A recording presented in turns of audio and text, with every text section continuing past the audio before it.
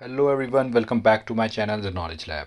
आज के इस वीडियो में हम बात करेंगे पेमेंट बैंक्स और स्मॉल फाइनेंस बैंक्स में क्या डिफरेंस होता है। लेकिन सबसे पहले हम जान लेते हैं आखिर स्मॉल फाइनेंस बैंक्स और पेमेंट्स बैंक आखिर होते क्या है। सबसे पहले हम बात करेंगे स्मॉल फाइनेंस बैंक के बारे में। आखिर स्मॉल फाइनेंस बैंक होते क्या हैं? देखिए, स्मॉल फाइनेंस बैंक को बुनियादी बैंकिंग सर्विसेज यानी कि बेसिक बैंकिंग सर्विसेज देने की इजाज़त होती है। इसमें कस्टमर से डिपॉजिट स्वीकार करना, लोन देना शामिल होता है। इस बैंक को शुरू करने का मकसद आबादी के उस हिस्से को बैंकिंग सेवाओं के दायरे में लाना है जो बड़े बैंकों की सेवाओं से दूर हैं। इनमें जैसे कि आपके छोटे कारोबारी हैं, छोटे और सीमांत किसान, कम आय वर्ग के ग्राहक ग्राहक जो होते हैं वो इसमें शामिल होते हैं, किसमें? स्मॉल फाइनेंस बैंक में। इसके अलावा आगे अगर बात करें तो स्मॉल जो बैंक होते हैं उनमें एक बड़ी रकम का लोन देना जो है वो अलाउड नहीं होता है, जो स्मॉल फाइनेंस बैंक होते हैं। ठीक। और इन्हें अपनी सब्सिडरी खोलने की भी इजाज़त या बनाने की इजाज़त नहीं होती है। इनकी अगर बात करें इनके एग्जांपल्स की, तो ये आप देख सकते हैं यहाँ पे।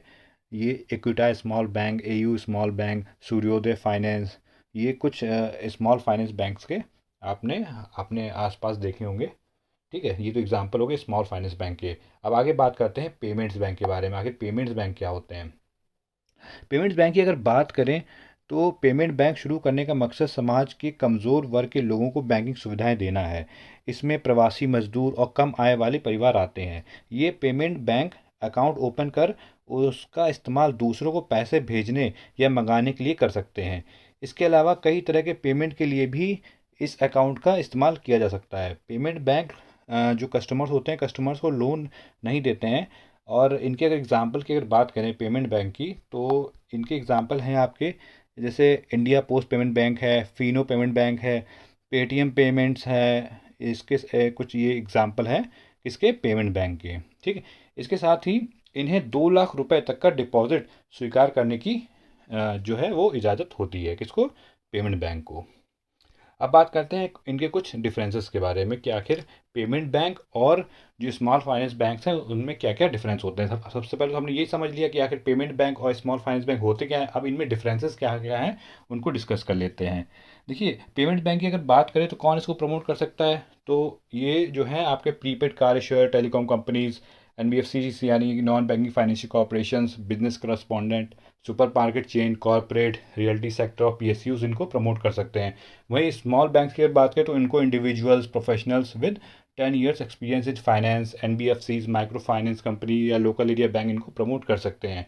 इसके अलावा ये क्या कर सकते हैं उसकी अगर बात करें तो इनको कम से कम जो कैपिटल है वो 100 करोड़ का रखना पड़ता है। इसके अलावा 75% जो डिपॉजिट्स है वो गवर्नमेंट बॉन्ड्स में होना चाहिए। देन 25% डिपॉजिट जो है वो अदर बैंक्स में होना चाहिए। एटलीस्ट 26% इन्वेस्टमेंट जो है वो इंडियंस के द्वारा होना चाहिए। इसके अलावा अगर उनकी नेटवर्थ 500 करोड़ से ज़्यादा है तो उनको जो है लिस्टेड होना चाहिए। इसके अलावा 25% जो ब्रांचेस हैं वो अनबैंक्ड एरियाज़ में होनी चाहिए। इसके अलावा फुली नेटवर्क और टेक्नोलॉजी ड्रिवन होनी चाहिए। और 1 लाख रुपए का कैप होना चाहिए for deposits in one account. वहीं अगर स्मॉल बैंक्स की बात करें तो स्मॉल बैंक्स में क्या चाहिए? मिनिमम कैपिटल जो चाहिए वो 100 करोड़ का। इसके अलावा 75% जो लोन है वो प्राइवेट सेक्टर को एक्सटेंड करना। इसके अलावा 25% जो ब्रांचेस है वो अनबैंक्ड एरियाज में होने चाहिए।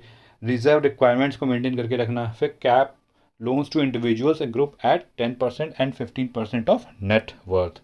इसके अलावा बिजनेस करस्पॉन्डेंट नेटवर्क होना चाहिए। आगे बात करें वो क्या क्या कर सकते हैं। ऊपर तो अभी हमने बात की ये इनको करना करना कंपलसरी है। इसके अलावा और क्या कर सकते हैं? तो इंटरनेट बैंकिंग ऑफर कर सकते हैं, म्यूचुअल फंड, इंश्योरेंस, पेंशन। फिर बिल पेमेंट सर्विस ऑफर कर सकते हैं कस्टमर्स को, एटीएम से बिजनेस करस्पॉन्डेंट। ठीक है। फिर can function as business correspondent of another bank. वहीं अगर स्मॉल बैंक्स की अगर बात करें तो फॉरेन फॉरेक्स जो है वो कस्टमर्स को सेल कर सकते हैं। Then mutual fund, insurance, pension sell कर सकते हैं। फिर ये कन्वर्ट हो सकते हैं फुल फ्लैश बैंक में भी, और अक्रॉस कंट्री जो है वो एक्सपैंड ही कर सकते हैं।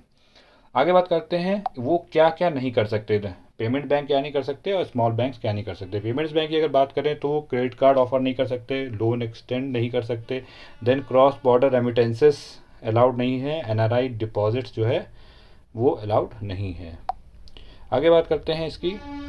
वहीं जो स्मॉल बैंक्स होते हैं वो लार्ज लोन को एक्सटेंड नहीं कर सकते, देन फ्लो सब्सिडीज अलाउड नहीं है। इसके अलावा वो सफिस्टिकेटेड फाइनेंशियल प्रोडक्ट्स में भी डील नहीं कर सकते। तो ये तो बात हुई स्मॉल बैंक्स और पेमेंट बैंक्स में क्या क्या डिफरेंसेस है, कौन किस प्रमोट कर सकता है, कौन किस क्या क्या चीज़ें जो हैं वो मस्ट हैं, कंपलसरी हैं दोनों बैंक्स के लिए, हमने डिस्कस किया। इसके अलावा हमने डिस्कस किया क्या पेमेंट्स बैंक कर सकते हैं, स्मॉल बैंक्स क्या कर सकते हैं, अदरवाइज वो क्या क्या चीज़ें नहीं उनको अलाउड होती, ये सब चीज़ें हमने इसमें डिस्कस करी।